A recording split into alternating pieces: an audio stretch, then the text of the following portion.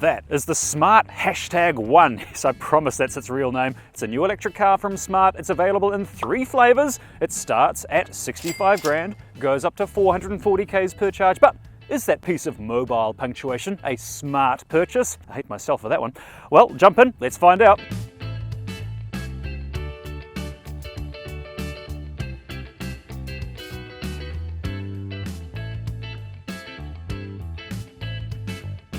We'll start by talking about the name, and there have been some oddly named cars in the past. There's of course the fantastic looking but cringe-inducingly named MG Cyberster, what a machine, named by a 12-year-old. Then of course we move on to the Daihatsu Naked. Yes, that was a real car, be careful googling that. Well, yeah, we're not even going there. And of course there was also the Isuzu Mysterious Utility Wizard, aimed at the Christchurch market I assume, but it takes a bold car maker to incorporate punctuation into a car name. And that's what they've done here with the Smart #1. And yes, you do pronounce the word hashtag. Now it is a wet, rainy day, so I'm not going to go crazy. Oh, there's the traction control kicking in. Hey, there's the back wanting to slide out. That's fantastic. And this is a car that's more designed for comfort than handling. But with its low center of gravity, with its battery pack slammed right down against the road, promise you, if you've only driven petrol cars, even this reasonably sensible hatchback will impress you. That's the thing about electric cars. Even the most comfortable ones still handle better than the average petrol car because of that low center of gravity. They are, as you can tell by the goofy grin on my face, they are fun. I mean, I'm not expecting amazing things because this is a city car designed for comfort and it has a long wheelbase, which you normally associate with limousine-like driving, right? That being said, it does feel quite secure. Like I said earlier, the weight of the battery isn't overbearing. It sort of hits the sweet spot. It's very smooth on undulations like that where the road surface is terrible. I do want to look at what the power delivery is like, and when you put your foot down, there is like a split second, a third of a second delay before the power is delivered, which is fine. However, I've got the regen braking set to maximum right now. Once you take your foot off the accelerator, there's almost a full second of delay between when you take your foot off to when the car starts slowing down. So you have to reprogram your brain. You have to learn to adapt to that. But all in all, it's pretty good. What about tech specs, you may be asking? Well, this car is available in 3 flavors. There is the entry-level Pro Plus. Then there is this one. This is the premium model. It's like the mid-range one. Then, of course, there is the high-performance Brabus one if you want that extra get up and go. Now, all the essential specs are right there on the screen, including the prices, so you can make your decision based on that. But personally, first off, I reckon this might be the one to go for. My heart lies with the premium one. As for motor power, both the Pro Plus and the Premium are powered by a 200 kilowatt electric motor driving the rear wheel. So yeah, it's rear wheel drive. That makes it a lot of fun in the corners. But if that's not enough, you can get the Brabus version. That is the high performance dual motor version. That one, to quote the famous Meatloaf, the singer, that one goes like a bat out of hell. But because it's electric, it's so quiet and insulated, it's more like a pink bat out of hell. Regardless of which one you go with though, they all share the same battery. They all have a 66 kilowatt hour battery that's NMC chemistry, so it's quite energy dense. And I think about that size is the sweet spot. It's not such a big fat heavy battery that the car wallows around, and it's not so small that it doesn't have a useful range. 66 kilowatt hours, that should give you a really decent range, or will it? That is what we're going to find out in this video. I'm going to put a few Ks on this car and tell you what the real world New Zealand range is. We are getting on the motorway now to see how this thing feels as a city commuter on the motorway. Does it wallow around or not? It's so far pretty good. Right now I'm going to turn on the adaptive cruise and lane keeping assist. That is, in other terms, level 2 autonomous driving. So yes, this car will drive itself, but it's level 2, which means you are still at fault if you have an accident. You're in control, but it will do the braking, steering, and accelerating for you. I'm going to turn that on right now. Level 2 autonomous driving is set to a maximum of 100 k's an hour. The car's driving itself right now. My feet are just resting on the pedals. My hands are just resting on the steering wheel. It's doing it all for me. It's keeping the car straight directly in the middle of the lane, despite the fact we're in yet another weather bomb. It's doing okay. The only thing I don't like is the fact that it's got a very long distance between the car and front. It's keeping a far too safer distance, which could frustrate cars behind me. And I don't see any easy way to change that. If I can figure it out, I'll put it up on the screen. Other features I like is that it has automatic power steering resistance, you could say. So when you are on the motorway, the steering feels kind of heavy, it feels secure, but when you're in a car park, it lightens right up, so you can basically turn the steering with one finger. Really handy. Also, all 3 models come with a big fat glass roof on the top there, with a sunshade as well. The #1 also has adjustable regenerative braking. But because I'm on the motorway, I'm going to turn the regenerative braking to low, And a fun fact, if you're in the city and you want to come to a complete stop without touching the brake pedal, you can do that in this car by putting it into S mode. There's a button you press and suddenly one pedal driving is available with the smart #1. Nice. Let's talk design though, and the first thing you notice when looking at the exterior of this car is that it is a massive departure from the original smart car. You still see those adorable little two-seaters zipping around European streets today. Very popular little cars. I kind of want one myself. I mean, who doesn't like a little car? They're cute. This one's different. This is all grown up. It's bigger, it's longer, and it's heavier. You'll be happy to know, if you are a smart car owner, this is the nail in the coffin of that phenomenon of smart car tipping. Yes, that was a real thing where people used to actually go around and tip over smart cars. You can't do that with this car, weighs too much. Also, you will lose that cool phenomenon of being able to park multiple smart cars in one space. You could do that with the original smart because it was so tiny. This will need a space all to itself. Now, if you've looked at the exterior of this car and thought, hang on, I think I see some Mercedes elements, you're not wrong. This is the result of a joint venture, a night of passion between Mercedes-Benz and Geely, the Chinese manufacturer, to create the smart car I'm in today. So they've taken the best of both worlds. They've taken the driver handling of Mercedes and the reliability and functionality of Geely and put it together into this, a car that should go for years and years and years and should handle really well. That's what we're going to find out today. Now, I've already driven the #3 Brabus version. That was incredible. This is the normal version. This is the city version. This is the, well, let's not get me a speeding ticket version. All that means that the looks of this car are designed, well, probably for the more upwardly mobile motorist. You know, the sort of person that might buy a new Mini or perhaps a BMW 1 Series. If that's you, then this could be your car. And it is a funky looking car. Although I must say I prefer the backside on the #3 to the backside on this, the #1, because, well, let's face it, the backside on this it's a little bit odd looking. I kind of know how it feels. As for design elements, I think the Brabus wins from an exterior point of view. It just looks funkier. I mean, it's got cool accents around it. It's got little spoilers and cool grills and stuff. It's also got those cool massive wheels and big tires. It's a high-performance car, although I don't like the Brabus interior. I think it's just a little bit too busy, the #1 Brabus version, especially those headrests. I mean, look at it. They look like the impaled heads of a Cyberman, and I don't really fancy the idea of riding around on the lap of a Doctor Who character. You will be upgraded. Although I do quite like this section here. Between the two air grills here and this cubbyhole section, when you open this up, it does look like the screaming face of a robot. Basically, from a design point of view, it's got all the look and driver feel of Mercedes-Benz, or at least it does at this stage, but it's got that reliability and usability of a Chinese car. And I know as soon as I say those words, there will be people in the comments writing, Chinese reliability! Well, yeah, it's not 2001 anymore. Chinese cars have come a long way. Let's move on to comfort and space now, and starting with the interior space. Look at the room above my head. The roofline in this, the #1, is higher than the roofline in the #3. There's just more space. Gosh, look at that. That's insane. The seats themselves are also very comfortable. Even though this is just the premium version, the seats give you some great lateral support. And they're also adjustable in 10 different ways electronically. That's available on all models. Plus, they're seated heats as well. It's just got heated seats in the front. It does have ventilated seats as well, but only on the Brabus version, unfortunately. As for ingress and egress, how easy is it to get in and out of this car? Well, very. Even at its lowest setting, the seats are still 62 centimeters off the ground, so you just slide straight in. It's easier to get into this than it is to get into multi-level marketing. But unlike multi-level marketing, it's also really easy to get out. Now, I'm 178 centimeters, 5'10". That's about the same as Mark Zuckerberg if he were wearing heels. But Mark, if you're watching this, you'll be happy to know that if I put the seat all the way back, I can barely touch the pedals, and as you know, heaps of room. Same goes for the back. Loads of room back there. Look at the legroom back there.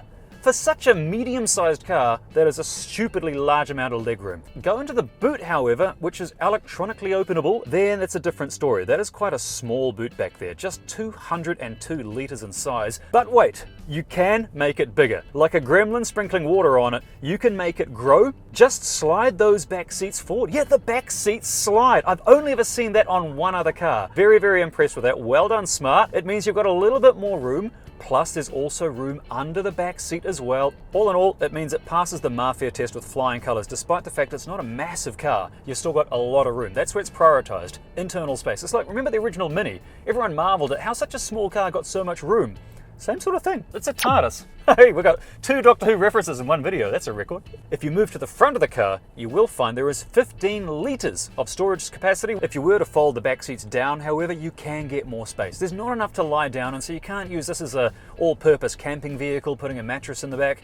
No, it's not going to happen. With this, you'll still need to rent a motel room. Let us move on to gadgets now, though, starting with what's right in front of us. This is the command center. This is the massive touchscreen display right in front of me. It controls the whole car. Now, I know it's so colorful, you might think that it's maybe a knockoff car screen from AliExpress. No, it is actually really quite comprehensive. Don't let the playfulness fool you. Don't let the little cheetah in the corner, you can change the avatar that controls the car. Don't let that fool you. This is just a little bit of that Chinese influence, the playfulness coming through. It is a busy system though. There's a lot of menus involved, there's a lot of drop-down screens and things. You're gonna have to spend some time getting the hang of this thing. Once you've got it under your hat, it will make sense. However, one thing I should point out, you see it had that little cheetah avatar.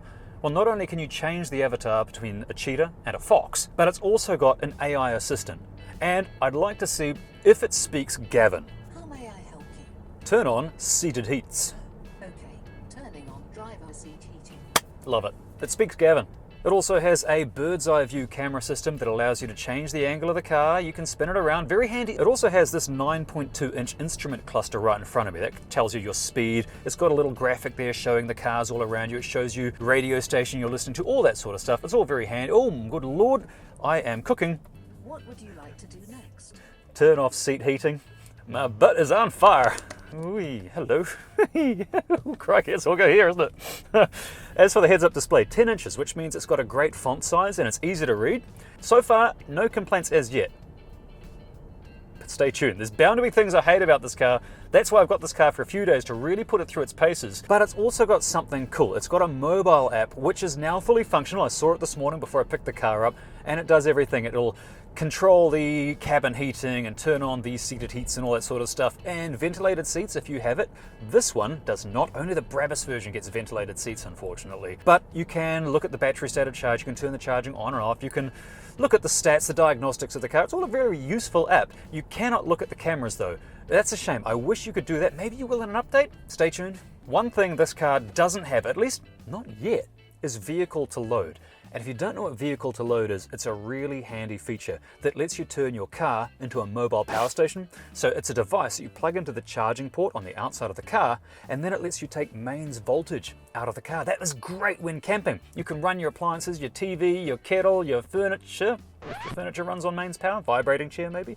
You can run all of that off the car for days or weeks. It's also a lifesaver, actually a literal lifesaver in a power cut. As for how much the vehicle to load adapter is going to cost and when it will arrive into the country, we don't quite yet know. As for combating those freak storms, well, there's something you and I can both do, and it's something I'm doing. Joining Ecotricity. It's New Zealand's only certified climate positive electricity provider. And if you want to make an impact and leave the planet in a better place for your kids and their kids, you've got to do it. You've got to join Ecotricity at ecotricity.co.nz. Other gadgets this car has is a plethora of USB charging. It's also got wireless phone charging for your cell phone. Mine fits in there perfectly. It's got a little cigarette lighter adapter here. Well, we don't call it cigarette lighter anymore. That's showing my age. A 12-volt power adapter there. That's what we'll call it. Plus in the back, we've got vents right here, and we've got USB charging as well. Just adds to the comfort of the car, the usability of the car, and it has wireless fruit and robot connectivity. Loving that. Right here though, in Auckland Central, just driving along at 46 k's an hour, that feels right at home. In fact, it feels much more at home than it does in the Brabus version, the high performance version. That's because that feels like it's restrained. This doesn't. This doesn't feel like you're sitting in a trebuchet. This feels like you're in a much more city-friendly car. But if I were to slip it into sport mode, it's no slouch, which I can do by pressing driving mode right there. Makes a noise, and if I were to put my foot down, which I won't do, I mean, that's 200 kilowatts. That's quite a lot. Now, if you don't know what 200 kilowatts is, if you're not a car person, put simply, remember your first car? Like my first car was a 1976 Honda Civic, which had, something like 40 kilowatts of raw power. And because it's a petrol engine, it takes a while to get up to its peak power point. It's like 5,000 RPM. So you've got to make the engine scream to get that 40 odd kilowatts. Not this, because it's an electric motor, you've got all the torque and all the power whenever you want it. This is why I love electric. Grunty, quiet, comfortable, but also really, really cheap. If you haven't thought about upgrading to electric, you have to. Just be warned, once you go electric, statistically, you won't go back. Like, driver next to me. If I asked him, "Hey mate, Would you ever go back to combustion? I've got a Hellcat. Oh, all right, we'll edit that out. All right, that didn't work. But statistically, 93% of all people who go electric never ever go back, which means that if you do buy an EV, be warned, you could be like me. You could love it so much you become insufferable at dinner parties. Well, the good news is I figured out how to adjust the adaptive cruise control by using left and right buttons, but now I want to see how loud this car is at 100 k's an hour on coarse chip roads, and it's average. It's no louder or quieter than any other. It's not a Rolls Royce, but it's also not the cheapest EV you can buy. It's got reasonable sound insulation here. You can hear the difference. A little bit of a difference there, but it drives okay. It rides brilliantly. In fact, I think for long distance driving, this is much more comfortable than the Brabus version. It's just such a more soft, plush ride. But what's it like when we actually get off the road? Is that acceleration under 7 seconds? Is that realistic? Well, let's find out. I'm not expecting amazing things because, let's face it, it is a city car, but it does have 200 kilowatts. 3, 2, 1. Okay, half second nothingness, and then, oh, that moves away nicely. Oh, that's good. Oh, and it keeps wanting to go. Okay, that's not bad, but there's much more to cover yet. I'm going to put a few hundred Ks under this car's belt. Look at all the things that I'm slowly compiling already, a list of things that I'm not quite in love with. For that, we need the Spudscore. Stay tuned, here we go. Starting with performance, and even the entry-level models get to 100 Ks an hour in close to 6 seconds, so 7 spuds out of 10, nice.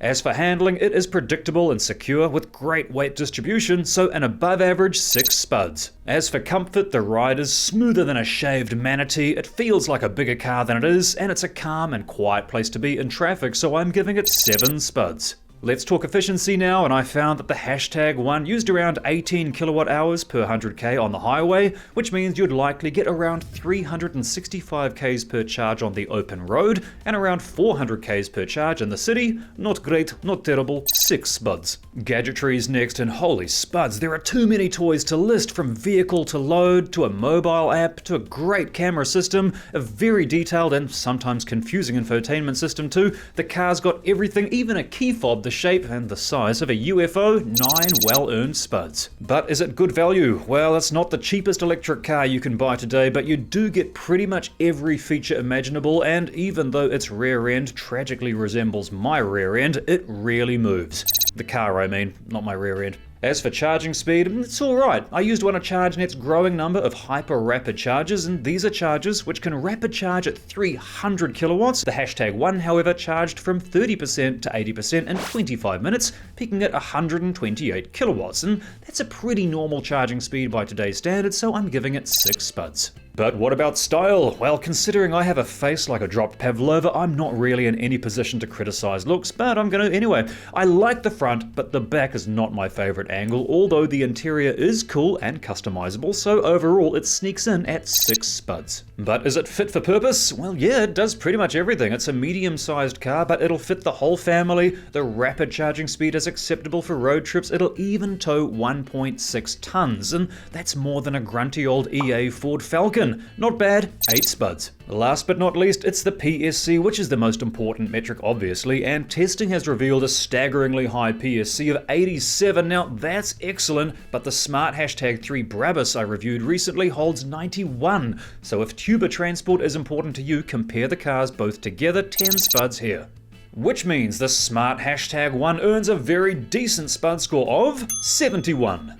But if I were to run out and buy one today, would I buy the Pro Plus, the Premium, or the neck-snapping Brabus version, which does 0 to 100 in less than 4 seconds? And I don't know if it's my inner tightwad speaking, but I think in terms of best bang for buck, best gadgets for buck, and best range for buck, I'd probably go with the entry-level version, the Pro Plus. But regardless of which one you go with, I think you'll be a very, very happy motorist.